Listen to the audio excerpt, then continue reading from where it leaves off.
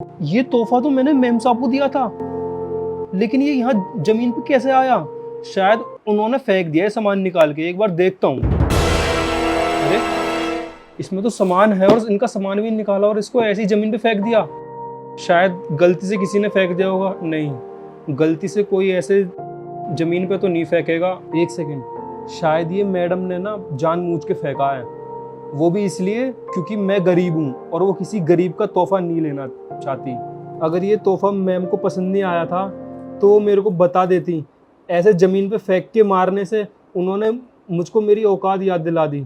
सारी गलती मेरी है जो मैं इन अमीर लोगों से रिश्ते बनाने के लिए चल दिया और इनके लिए इतना महंगा गिफ्ट लेकर आया, वो भी अपनी छोटी बहन से पैसे लेके। ये सारी गलती मेरी है ही। ये अमीर लोग कभी गरीब लोगों से रिश्ता बना ही नहीं सकते।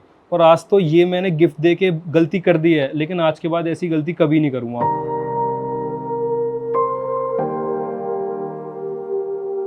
स्कूल का काम कर लिया? साहब, ये आपकी डायरी नीचे रह गई थी। अच्छा दीपांशु, ये तो तूने बहुत अच्छा करा, मेरी डायरी लाके दे दी। वैसे एक बात बता, तू मेम साहब के बर्थडे में क्यों नहीं आया था?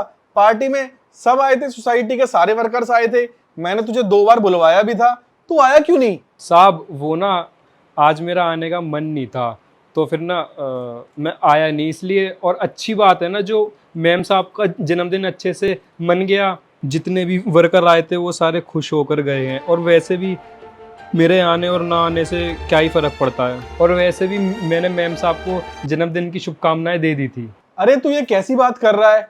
और तू ये क्या कह रहा है कि मेरे आने ना आने से साहब क्या फर्क पड़ता है? अरे अगर फर्क नहीं पड़ता तो मैं तेरे से पूछता क्या? अरे नहीं साहब, ऐसी कोई बात नहीं है, मैं ऐसे ही नहीं आया। नहीं, ऐसा तो नहीं है दीपांशु, तू कुछ ना कुछ तो मेरे से छिपा रहा है।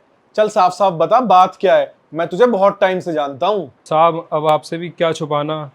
मैं मैम साहब के लिए इतना महंगा गिफ्ट लेकर आया था, मैंने उनको गिफ्ट किया था, लेकिन मैं किसी काम से फिर ऊपर आया तो मैंने देखा कि वो तोहफ़ा नीचे पड़ा हुआ है, तो मैं फिर उसको लेके चला गया और मेरे को अच्छा नहीं लगा बिल्कुल भी। साहब, आपको तो पता ही है, आप मुझसे जिस भी काम की बोलते हैं मैं उस काम को अच्छे से करता हूँ।